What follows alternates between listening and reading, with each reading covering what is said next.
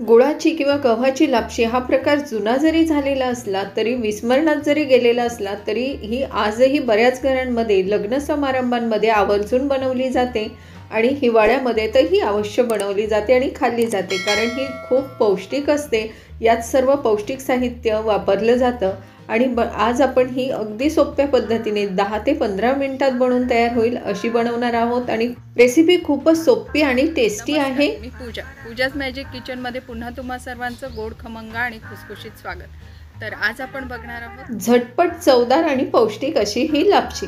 तर ही लापशी बनवण्यासाठी इथे मी एका वाटीच्या प्रमाणामध्ये 1 वाटी इतका हा लापशीचा रवा किंवा गव्हाचा जो जाडसर रवा दलियाही म्हणता, कुठल्याही किराणा स्टोअरमध्ये हा अगदी आरामात उपलब्ध होतो, तो घेतला आहे. 200 ग्रॅम इतका वजनामध्ये आहे.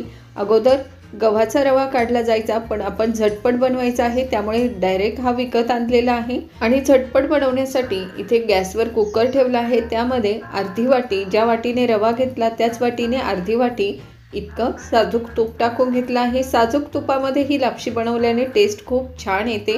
नसेल तर डालडा वापरलं, वनस्पती वापरलं तरी देखील चालणार आहे. आता मध्यम आचेवर हे छान खरपूस असं भाजून घ्यायचं आहे.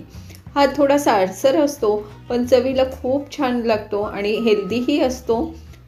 पूर्वीच्या काळी गव्हापासनं हा रवा घरीच बनवला जायचा, पण खूप त्यामध्ये वेळ लागतो, खूप प्रोसिजर लांब असते, त्यामुळे कंटाळा येतो. त्यामुळे हा असा रेडीमेड वापरला तरी देखील चालेल. टेस्ट अगदी सेम येते आणि खूप छान बनते ही लापशी. तर हा अगदी मध्यम आचेवर छान फुलेपर्यंत भाजून घ्यायचा आहे.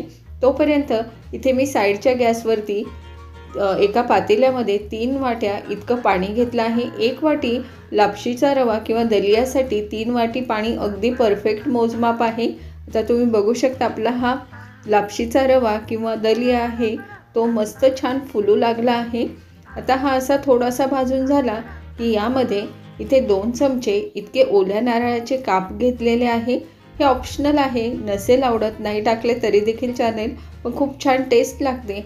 आणि नंतर जर आपण तळून टाकले तर ते थोडेसे कच्चे लागतात, त्यामुळे आता टाकायचे म्हणजे छान भाजलेही जातात आणि या दलियाबरोबर ते शिजलेही जातील.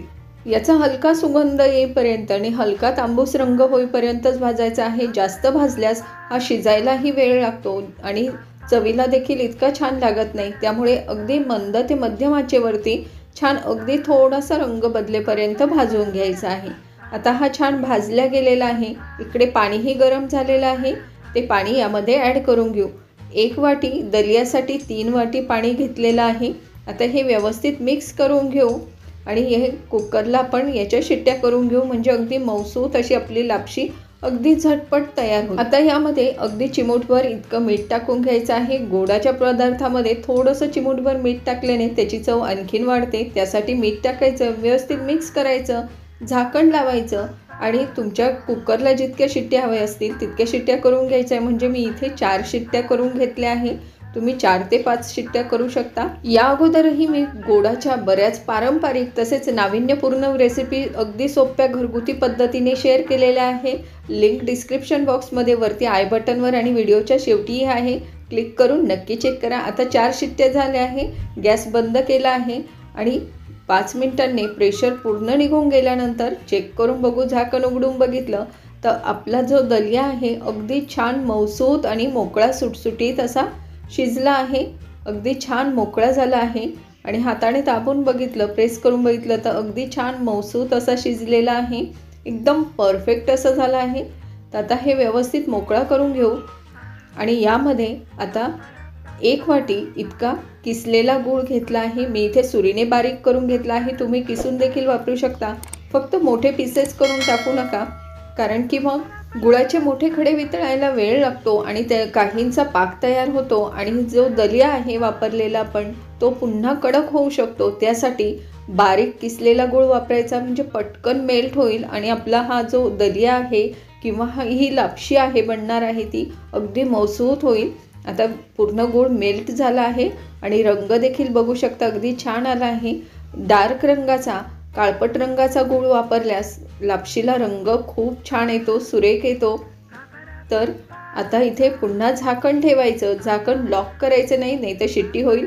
झाकण ठेवून पुन्हा 3 ते 4 मिनिट छान दणकवून वाफ काढून घ्यायची लो फ्लेमवर. आता झाकण उघडलं आहे.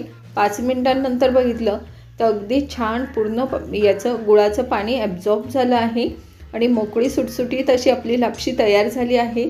थोडीशी लपलपीत ठेवायची म्हणजे छान लागते. आता यामध्ये सगळ्यात शेवटी 1 चमचाभर इतकी वेलची पूड टाकली आहे आणि गुळाच्या पदार्थामध्ये जायफळ हे मस्ट असतं, कारण खूप छान टेस्ट लागते. फ्रेश जायफळ किसून टाकल्याने थोडं जायफळ किसून टाकायचं, व्यवस्थित मिक्स करून घ्यायचं. अगदी मस्त लपलपीत अशी आपली लापशी तयार झालेली आहे. किती सुरेख दिसत आहे, रंग देखील छान आला आहे. आणि इथे आता सगळ्यात शेवटी गार्निशिंगसाठी किंवा आवडत असल्यास इथे 1 चमचाभर तूप मी तडका पॅनमध्ये गरम करून घेतला आहे. त्यामध्ये काजू, बदाम, बेदाणे, पिस्ता जे ड्रायफ्रूट्स तुम्हाला आवडत असतील ते टाकून घ्यायचे. व्यवस्थित थोडेसे फ्राय करून घ्यायचे, कारण तुपामध्ये असे फ्राय केल्याने क्रंचही छान येतो आणि तुपामुळे त्याला टेस्ट देखील आणखीन वाढते.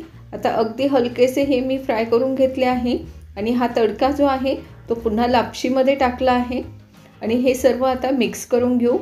खूपच टेम्पटिंग आणि खूपच मस्त दिसत आहे. महागड्या स्वीट्सला देखील मागे टाकेल अशी ही लापशी झालेली आहे. खूपच मस्त दिसत आहे. बिलकुलही चिकट न होता मोकळी सुटसुटीत झाली आहे, तरी देखील अगदी मौसूत आहे.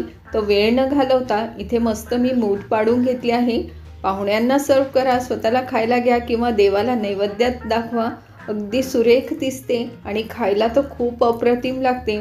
पौष्टिकही आहे, त्यामुळे तुम्ही कधीही आणि कितीही वेळा बनवू शकता.